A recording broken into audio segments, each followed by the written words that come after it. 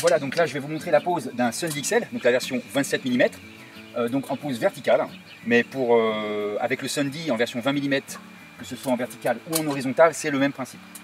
Donc on va commencer par positionner notre première pièce ici. Alors il se trouve que là j'ai déjà avancé précédemment, et là je me retrouve, normalement le Sundy XL c'est 4 porte-lames, là il y en a 2, pourquoi? Parce qu'en fait c'est le reliquat de la coupe de l'extrémité de la travée précédente. Voilà, quand on arrive en fin de travée, souvent on a une coupe, parce qu'on ne tombe pas forcément pile sur 4 lames. Là, sur la travée précédente, il m'a resté 2 lames. Je peux la réutiliser sur la travée suivante, au départ de la travée suivante. Voilà, pas de gâchis. Voilà, donc ici je me retrouve là, quelque part par là. Voilà, ce que je vais faire, c'est que faire mon point de repère. Voilà. Donc, j'ai calculé. Alors là, moi je vais avoir des lames de bois 145 mm. Et j'ai calculé qu'il fallait que je sois à 70 du bord intérieur. Donc ça va être l'axe du mécanisme. Voilà, donc je vais me mettre quelque part par là. Voilà. Donc je fixe mon clips quelque part sur l'axe.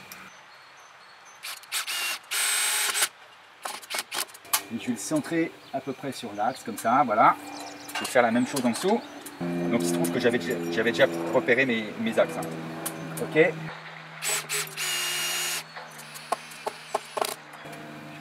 Bien centré sur mon trou. Donc là, le clips, il y a l'orifice pour le passage de la vis, c'est un trou oblong.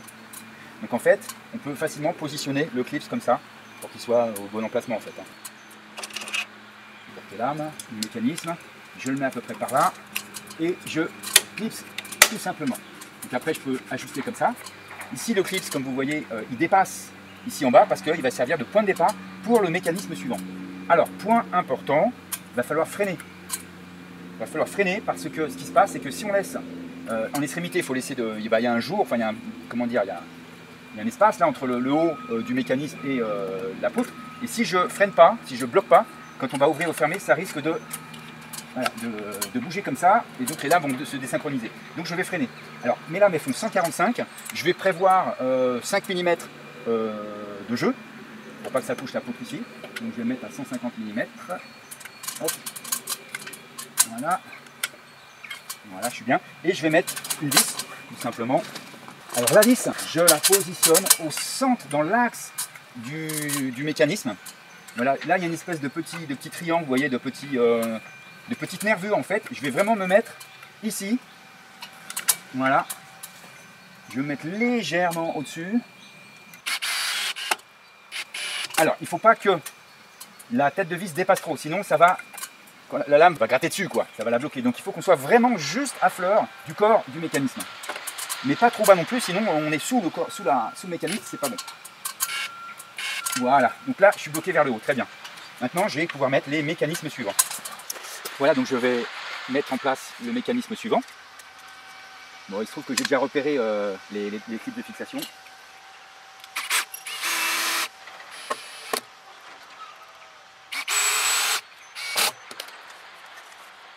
Que ce soit bien aligné tout ça.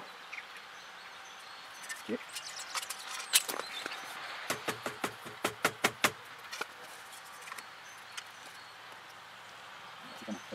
Ok. Donc on a bien 3 points de fixation pour les Sundy XL. Pour les Sundy en 20 mm, 2 points de fixation peuvent suffire, sauf en région ventée. Voilà. Auquel cas il faut mettre un clips au centre. Pour le Sundy XL, je préfère en mettre systématiquement.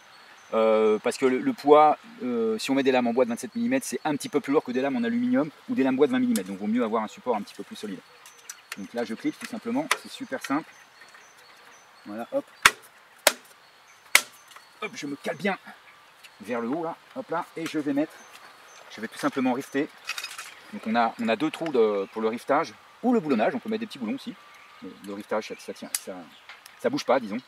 Mais un seul rivet ou un seul point de fixation est suffisant. Ah ben voilà, la rifteuse qui est défaillante. Oula. Ah. Alors vous voyez, ce que j'expliquais, c'est que s'il n'y a pas de fin aux extrémités, facilement ça glisse. Donc on va en mettre là, pour le coup, hop. Voilà. Voilà, donc on arrive à la fin. Ici, j'ai déjà mis en place mon clips. Alors, il se trouve que moi, ma terrasse en bois, elle va être à peu près à 20 cm. Donc si je me mets à 20 cm, un Sundy avec 4 porte-lames, c'est trop long. Donc en fait, j'ai coupé un porte-lames ici, il ne me reste plus que 3 porte-lames. Donc c'était prévu comme ça à la conception. Hein. Voilà. Et le porte-lames suivant là, que j'ai découpé, je vais pouvoir l'utiliser au début de la travée suivante. Donc là j'ai déjà mis un clip. Je vais mettre celui du milieu.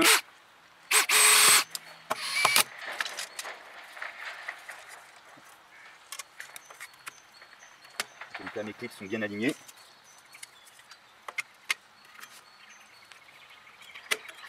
Voilà.